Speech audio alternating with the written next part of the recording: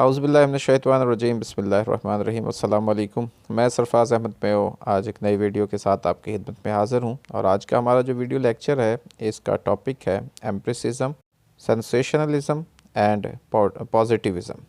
तो ये तीन जो हमारे मुख्तलिफ़ फ़िलासफ़ीज़ थी साइकोलॉजी के हवाले से, इनमें क्या कॉन्सेप्ट्स है, किन की इसमें खिदमत रहीं, वो हम आपके साथ डिस्कस करेंगे। तो आइए आज के लेक्चर का आगाज़ करते हैं। एक ग्रुप जो था ब्रिटिश फ़िलासफ़र्स का, उन्होंने जो डिस्कार्टीज़ का नोशन था इन्नेट आइडियाज़ के हवाले से, यानी तो पैदाइशी ख़यालात होते हैं उनके हवाले से उसको अपोज़ किया और उन्होंने कहा कि तमाम आइडियाज़ एक्सपीरियंसेस से हासिल होते हैं। जिन्होंने ये क्लेम किया कि जो एक्सपीरियंसेस होते हैं वो बेसिस होते हैं तमाम नॉलेज का, उनको एम्पिरिसिस्ट कहा जाता है। होप्स जो था उसका बिलीव था कि जो फंक्शंस होता है एक सोसाइटी का, वो एक इंडिविजुअल की जो नीड्स होती हैं उसको सेटिस्फाई करता है और उसको अपने आप के साथ इर्द गिर्द जो चीज़ें, अपने इर्द गिर्द जो मौजूद लोग होते हैं उनसे फ़ाइट करने से बचाता है। उनका इसके अलावा बिलीव था कि जो तमाम इंसान होते हैं उनका जो बिहेवियर होता है वो अल्टीमेटली मोटिवेटेड होता है जब वो प्लेयर सीख करते हैं, प्लेयर हासिल करते हैं और जब वो पेन को अवॉइड करते हैं, यानी seeking pleasure and avoidance of the pain. ये बेसिकली उनके लिए एक मोटिवेटेड फोर्सेस होती हैं जो इंसान के बिहेवियर जो है वो उसको मोटिवेट करती हैं। जॉन लॉक जो था वो एक एम्पिरिसिस्ट था और उसने डिस्टिंग्विश किया था कि जो primary qualities of the objects होती हैं, ऑब्जेक्ट्स की जो प्राइमरी क्वालिटीज़ होती हैं उनकी वजह से जो आइडियाज़ होते हैं और ये जो वो आइडियाज़ का यानी सबब बनती हैं और ये बेसिकली जो एट्रीब्यूट्स होते हैं उन ऑब्जेक्ट से उनसे रिजेंबल करती हैं, उनसे जो है वो एक्चुअली मेल खाती हैं, उनसे उनकी मुमासलत होती है। और जो सेकेंडरी क्वालिटीज़ हैं जो कि साइकोलॉजिकल एक्सपीरियंसेस की वजह बनती हैं, उनका बेसिकली फ़िज़िकल वर्ल्ड के साथ कोई काउंटर पार्ट नहीं होता है। जॉन लॉक कहता था कि तमाम आइडियाज़ होते हैं वो सेंसरी एक्सपीरियंसेस से आते हैं, लेकिन जो पहले से मौजूद आइडियाज़ होते हैं वो रीअरेंज हो सकते हैं माइंड के अंदर, मुख्तलिफ़ कॉन्फ़िगरेशंस के अंदर वो रीअरेंज हो सकते हैं। तो लॉक ने सजेस्ट किया कि जो एक माइंड है इसके अंदर बहुत सारी मेंटल एबिलिटीज़ मौजूद होती हैं, जैसे कि बिलीविंग है, इमेजिनिंग है, रीजनिंग है और विलिंग है, वो यानी बहुत सारी उसके अंदर वो उनका स्टॉक मौजूद होता है मेंटल एबिलिटीज़ का। दूसरे एम्पिरिसिस्ट की तरह लॉक जो था वो बिलीव करता था कि तमाम ह्यूमन जो इमोशंस होते हैं, इंसानी जो हिजानात होते हैं, वो दो बेसिक इमोशंस से आते हैं, जैसा कि प्लेयर और पेन से। तो लॉक ने यूज़ किया था लॉ ऑफ एसोसिएशन और ये बेसिकली उनका एक प्राइमरी लॉ था जो एक्सप्लेन करता था कि जो डेवलपमेंट है अननेचुरल वो एसोसिएशंस होती हैं। कि उन्होंने बेसिकली जो लॉ ऑफ एसोसिएशन था वो उसने बयान किया था और इसमें जो प्राइमरी उसने एक्सप्लेन किया था कि जो डेवलपमेंट होती है, डेवलपमेंट ऑफ अननेचुरल एसोसिएशंस के हवाले से उसने बयान किया था कि किस तरह से हमारी जो अननेचुरल एसोसिएशंस हैं वो डेवलप होती हैं। बर्कले ने डिनाई किया था existence of the material world को, यानी जो मटेरियल वर्ल्ड है उसकी एग्जिस्टेंस को डिनाई किया। उसने कहा था कि ऑल जो चीज़ें एग्जिस्ट, जो भी चीज़ें एग्जिस्ट करती हैं वो बेसिकली परसेप्शंस होती है। हम अज्यूम कर सकते हैं कि जो हमारी परसेप्शंस होती हैं दुनिया के बारे में वो एक्यूरेटली रिफ्लेक्ट करती हैं हमारी एक्सटर्नल रियलिटी को। ताहम वो कहता था कि जो अल्लाह ताला हैं यानी गॉड का उनका जो कॉन्सेप्ट था, वो कहते हैं गॉड जो है would not allow our senses, वो हमारी सेंसेस को अलाउ नहीं करता कि हम उनको धोखा दें। तो बर्कले ने प्रपोज़ किया था एक empirical theory of distance perception की, उन्होंने एक थ्योरी पेश की थी। बहुत इंपॉर्टेंट पॉइंट है, इसको याद रखिएगा कि बर्कले ने प्रपोज़ किया empirical theory of distance perceptions के हवाले से।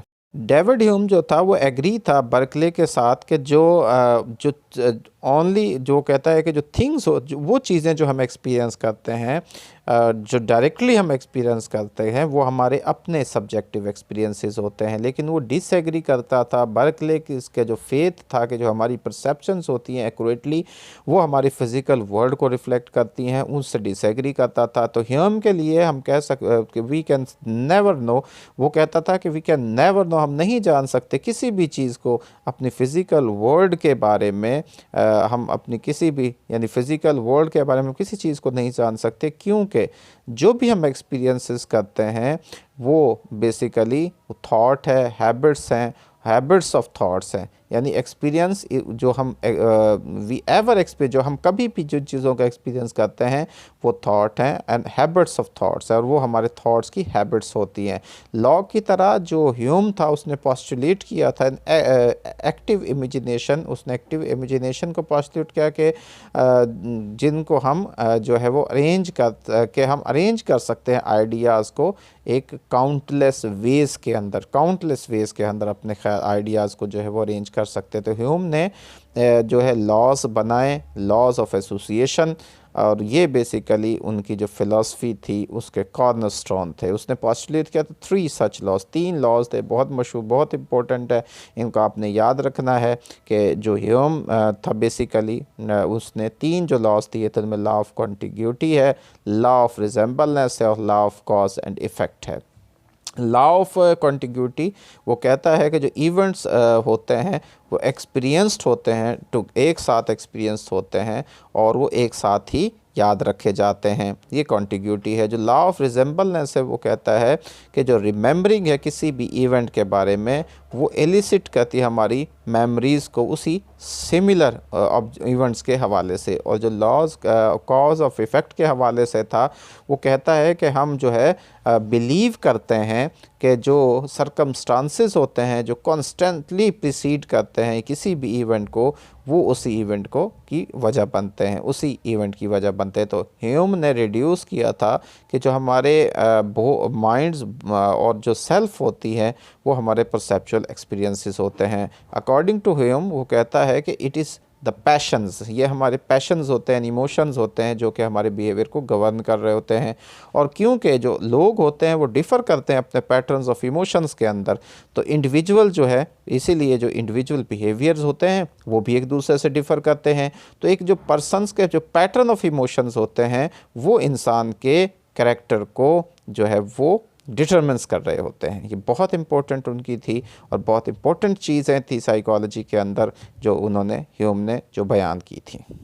बाद हर्डले का नाम आता है, was among the first to show कि how the laws of association जो हैं might be use to explain learn भी, किस तरह से हमारे जो लॉज ऑफ एसोसिएशन होते हैं वो एक्सप्लेन कर सकते, वो यूज़ किए जाते हैं हमारे लर्नड बिहेवियर को एक्सप्लेन करने के लिए। तो उनके नज़दीक जो थे, उनके एनालिसिस के मुताबिक जो इनवॉलेंट्री यानी जो रिफ्लेक्सिव हमारे बिहेवियर्स होते हैं वो ग्रेजुअली क्या होते हैं, एसोसिएटेड हो जाते हैं हमारे जो एनवायरमेंटल स्टिमुलाइज होते हैं उनके साथ उनके एसोसिएशन हो जाती है। जैसे कि जब एक बच्चा जो है वो पकड़ना शुरू कर देता है, वो ग्रेस्पिंग, जो बच्चे की ग्रेस्पिंग होती है वो एसोसिएटेड हो जाती है उसके फेवरेट टॉय के साथ।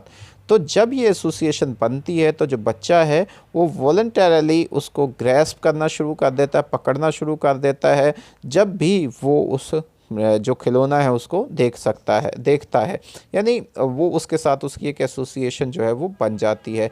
तो वो कहता है रिपीटेड एक्सपीरियंस, जब ये रिपीटेड होते हैं, जब बार बार ये एक्सपीरियंसेस होते हैं तो जो वॉलंटरी हमारे बिहेवियर होता है वो आलमोस्ट एक ऑटोमेटिक जो होते हैं इनवॉलंटरी बिहेवियर में कन्वर्ट हो जाते हैं।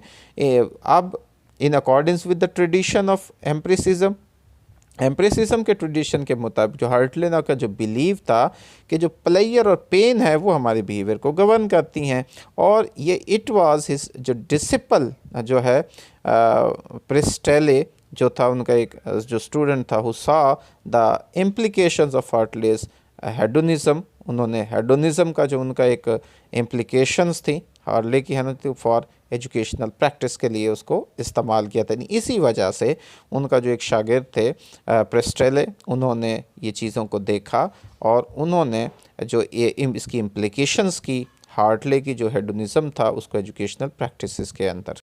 जेम्स मिल का बहुत बड़ा नाम है, उन्होंने पुष्ट किया एम्प्रिसिज्म को और एसोसिएशनिज़म को टू द लॉजिकल कंक्लूजन की तरफ, ये कहते हुए कि जो तमाम आइडियाज़ होते हैं वो एक्सप्लेन किए जा सकते हैं एक्सपीरियंसेस की टर्म में और एसोसिएटिव प्रिंसिपल्स की टर्म में। उन्होंने कहा था कि इवन जो मोस्ट कम्प्लेक्स आइडियाज़ होते हैं उनको हम रिड्यूस कर सकते हैं टू द सिंपलर वंस, यानी उनको सादा सादा हम आइडियाज़ में का रिड्यूस कर सकते हैं। तो जॉन स्टीवर्ट मिल जो था बेसिकली वो डिसएग्री था अपने फादर के इस जो कंटेंशन थी, जो ये बेसिकली जॉन स्टीवर्ट मिल के जो फादर थे वो जेम्स मिल थे। तो ये जो उनका बेटे थे जेएस मिल, ये उनसे डिसएग्री थे कि जो सिंपल आइडियाज़ हैं वो remained intact as they combine into more complex ones, कि जब वो मोर कम्प्लेक्स वन में जाते हैं तो वो कॉन्टैक्ट इंटैक्ट आपस में एक दूसरे के साथ इंटैक्ट रहते हैं। उसने मेंटेन किया था कि एटलीस्ट जो कुछ जो सिंपल आइडियाज़ होते हैं अंडर वेंट अ फ्यूज़न, वो अंडर वेंट फ्यूज़न के उसमें चले जाते हैं, तोड़ फोड़ के अमल में चले जाते हैं, और that the complex ideas they produce could be quite different from the simpler ideas. और वो जो एक कम्प्लेक्स आइडियाज़ जब बनते हैं तो वो उन आइडियाज़ से बिल्कुल मुख्तलिफ होते हैं, ठीक है, उनसे मुख्तलिफ क्वाइट डिफरेंट हो जाते हैं, डैट मेक इट अप, जो उसको बना रहे होते हैं। तो जे.एस. मिल्स का जो आइडिया था फ्यूज़न का, उसको मेंटल केमिस्ट्री भी कहा जाता है। ये जो अभी मैंने आपको उनका आइडिया बताया इसको मेंटल केमिस्ट्री भी कहा जाता है। जे.एस. मिल के मुताबिक जो प्राइमरी लॉज होते हैं वो हमारे बिहेवियर को गवर्न कर रहे होते हैं, वो होते हैं जिनको पहले से जान रहे होते हैं। और जो हमारी बेसिकली जो मेंटल साइंस है उसको एग्जैक्ट जो साइंस बनाने के लिए क्या चीज़ ज़रूरी है, वो कहता है वो है जी understanding of the secondary laws. वो सेकेंडरी लॉस की अंडरस्टैंडिंग है जो डिटरमिन करते हैं कि किस तरह से जो इंडिविजुअल्स होते हैं वो एक्ट करते हैं अंडर स्पेसिफिक जो सरकमस्टांसिस के अंदर, यानी ख़ास किस्म के जब सरकमस्टांसिस होते हैं तो उसमें किस तरह वो एक्ट करते हैं। तो जो जे.एस. मिल था उसने प्रपोज किया था science of ethology. Science of ethology उन्होंने पेश की और इसको मकसद क्या था, to study the secondary laws, उन सेकेंडरी लॉस को जो कि हमारे बिहेवियर्स को गवर्न कर रहे होते हैं। तो J S. Mill were dedicated to the several social causes, उनके मुख्तलिफ सोशल कॉसेस के साथ वो डेडिकेटेड था, जिसमें कि एमेंसिपेशन ऑफ वुमेंस के हवाले से था, यानी वो औरतों की आज़ादी के हवाले से था उनका, वो बहुत ज़्यादा उसमें वो उसका जो था वो डेडिकेटेड था इस चीज़ के लिए कि उनको मुकम्मल, ये बेसिकली एक तहरीक थी जो कि एमेंसिपेशन ऑफ द वुमेंस के हवाले से थी। के बाद एक और नाम आता है अलेक्जेंडर बैन का। अलेक्जेंडर बैन जो था पहले शख्स थे जिन्होंने साइकोलॉजी की टेक्स्ट बुक लिखी थी जी। उन्होंने लिखा था एक entire book on the relationship between the mind and the body, यानी माइंड एंड बॉडी के रिलेशनशिप के हवाले से इन्होंने एक मुकम्मल किताब लिखी। और टू यूज़ नाउ न्यूरोफिज़ोलॉजिकल फैक्ट्स इन्होंने उसमें इस्तेमाल किए, यानी वो जो यूज़ किए उन्होंने नाउन जो फिज़ोलॉजिकल इफ़ेक्ट्स न्यूरोफिज़ोलॉजिकल फैक्ट्स थे, और इन्होंने इसके हवाले से जो साइकोलॉजिकल फिनोमेना था उसको एक्सप्लेन किया था। और इन्होंने जी एक साइकोलॉजिकल जर्नल भी जो था वो बेसिकली फाउंड किया। इन्होंने एक्सप्लेन किया वॉलंटरी बिहेवियर को जो है वो स्पॉन्टेनियस बिहेवियर एंड हेडोनिज़म की जो है वो टर्म्स के साथ। और इन्होंने जो है लॉज ऑफ कंपाउंड एसोसिएशन और जो कंस्ट्रक्टिव एसोसिएशन के लॉज थे उनको उसमें ऐड किया, जो लिस्ट थी ट्रेडिशनल लॉज ऑफ एसोसिएशन की उनके अंदर। ब्रिटिश एम्प्रेसिस्ट की तरह जी जो फ्रेंच सेंसेशनलिस्ट थे उनका बिलीव था कि जो तमाम जो आइडियाज़ होते हैं वो हमारे एक्सपीरियंसेस से आते हैं, यानी जो सेंसेशनलिस्ट या सेंसेशनलिज़म जो बेसिकली एक स्कूल ऑफ थॉट था या जो तहरीक थी मूवमेंट थी, उनका जो बिलीव था वो ये था कि जो तमाम आइडियाज़ हैं वो ड्राइव्ड होते हैं फ्रॉम एक्सपीरियंस, और वो डिनाई करते थे जो एग्जिस्टेंस थी of the type of autonomous mind की जो कि डिस्कार्टिस ने प्रपोज की थी उसको। जो सेंशलिस्ट थे वो मटेरियलिस्ट भी थे जैसे कि होब्स था, और उन्होंने डिनाई भी किया जो एग्जिस्टेंस थी मेंटल इवेंट्स की। इसके अलावा देवर मैकेनिस्ट बिलीविंग पे थे, वो मैकेनिस्ट के हवाले से भी उनका बिलीव था कि जो तमाम जो मेंटल एक्टिविटीज़ होती हैं वो उसको हम सिंपल सेंसेशन की फॉर्म में एक्सप्लेन कर सकते हैं, और जो लॉज ऑफ एसोसिएशन हैं उनकी फॉर्म में हम उनको एक्सप्लेन कर सकते हैं। तो गेसेंडी जो था वो भी इसी तहरीक का हिस्सा था। उसका बिलीव था कि जो डिस्कार्टीज़ की डिवीज़न है ऑफ अ पर्सन, यानी एक पर्सन के जो डिवीज़न है into a material body and a non material body, वो सिली, यानी उसको उसने बहुत गलत कहा और बेवकूफ़, वो कहा कि जी ये बिल्कुल गलत थी, ये बेवकूफ़ी थी। और आल जो वो कहता है कि जो सो कॉल्ड मेंटल इवेंट्स होते हैं वो हमारे ब्रेन से ही आते हैं, यानी उनकी वजह ब्रेन होती है, नॉट द माइंड, माइंड नहीं होता। होब्स की तरह जो गेसेंडी था उसने कंक्लूड किया था कि ऑल डैट एग्जिस्ट, जो चीज़ें भी एग्जिस्ट करती हैं वो मैटर है, और वो कहता था कि this includes all aspects of humans, और ये तमाम जो ह्यूमन एस्पेक्ट्स होते हैं वो सारे उसमें शामिल हैं। जी, साइंस की बहुत ज़्यादा तरक्की के साथ जो है कुछ अफराद जो थे उनका ये बिलीव था कि जो साइंस है वो तमाम जो मसाइल हैं, तमाम जो प्रॉब्लम्स हैं उनको सॉल्व कर सकती है, और तमाम जो क्वेश्चंस हैं उनका आंसर दे सकती है। ऐसा ही जो बिलीव था उसी को साइंटिसिज्म कहा जाता है। साइंटिसिज्म जो है बेसिकली यही बिलीव था, और ये जो है एक रिलीजियस बिलीव की तरह था। इसको जो है साइंटिसिज्म जो है उसको एक्सेप्ट जो कर रहे थे उन्होंने उसमें जो था अगस्त कॉमे उसने एक पोजीशन क्रिएट की और उसको पॉजिटिविज्म कहा जाता है। इसके मुताबिक जो था जो साइंटिफिक इन्फॉर्मेशन है उनको ही जो है वैलिड कंसीडर किया जा सकता था। तो कोई भी चीज़ उसको जो कि पब्लिकली ऑब्जर्वेबल नहीं है वो सस्पेक्ट होती है, यानी उस पर मशकूक होती है, शक किया जाता है, और उसको रिजेक्ट किया गया as proper object of study के तौर पर। कॉमे जो था उसने सजेस्ट किया था कि जो कल्चर्स होते हैं वो 3 स्टेजेस के थ्रू प्रोग्रेस करते हैं अपने फिनोमेना को एक्सप्लेन करने के लिए। उसमें थियोलॉजिकल है, मेटाफिज़िकल है और साइंटिफिक है। कॉमे जो था वो साइकोलॉजी पे बिलीव नहीं करता था, क्योंकि कि वो एक साइंस नहीं है, क्योंकि वो साइंस नहीं है, ये साइंस नहीं हो सकती थी, क्योंकि इसमें जो है वो इंट्रोस्पेक्शन जो बेसिकली जिसको अनरिलायबल मेथड कहता था कि इंट्रोस्पेक्शन जो है वो रिक्वायर्ड होता है माइंड को स्टडी करने के लिए। तो उसने कहा था कि जो अफराद जिनको हम ऑब्जेक्टिवली स्टडी करेंगे उनके ओवर्ट बिहेवियर को ऑब्ज़र्व करके और फ्रेनोलॉजिकल एनालिसिस के ज़रिए से उनको हम कर सकते हैं, यानी पेपर्स के लिए जो बेसिकली जो होना चाहिए वो ऑब्ज़र्वेबल मेथड होना चाहिए, उनके ओवर्ट बिहेवियर को जो ऑब्ज़र्व कर सके जिसके ज़रिए से। फ्रेनोलॉजिकल जो स्टडी थी ये बेसिकली जिसमें कि स्कल को और जो है ऑब्ज़र्व किया जाता था, यानी जिसमें कि ऑब्ज़र्विंग होता है और फीलिंग होता है, स्कल को ऑब्ज़र्व करना या फील करना, और इसके ज़रिए से इंडिविजुअल की जो साइकोलॉजिकल एट्रीब्यूट्स हैं उनको डिटरमिन किया जाता है।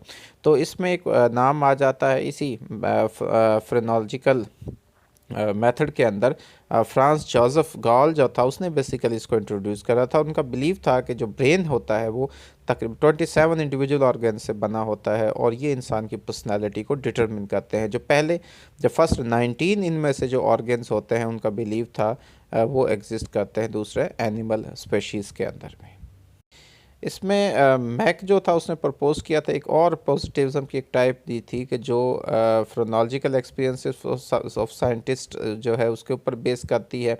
मैक के लिए जो जॉब थी वो साइंटिस्ट की वो थी जिसको जो कि प्रिसाइजली डिस्क्राइब करते हैं जो रिलेशनशिप होता है जो कॉग्निटिव इवेंट्स के दरमियान जो रिलेशनशिप होता है उसको बेसिकली डिस्क्राइब करना। तो मैक्स जो ब्रांड था पॉजिटिविज्म का उसने अलाउ किया इंट्रोस्पेक्टिव एनालिसिस को।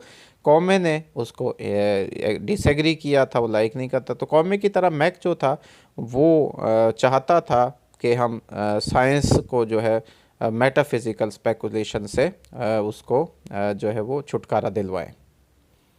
तो ये तो था जी आज का हमारा जो लेक्चर। और इसमें हमने आपसे एम्पिरिसिज्म, सेंसेशनलिज्म और पॉजिटिविज़म के हवाले से बात की। उसमें मुख्तलिफ जो फ़िलासफ़र्स थे उनका क्या कंट्रीब्यूशन रहा वो हमने आपके साथ डिस्कस किया। उम्मीद है कि आपको ये लेक्चर पसंद आया होगा। तो अल्लाह ताला से दुआ है कि अल्लाह ताला आपके लिए आसानियाँ नसीब फ़रमाए और आसानियाँ तकसीम करने की तौफ़ीक नसीब फ़रमाए। आपका बहुत शुक्रिया, दुआ में याद रखिएगा। अल्लाह।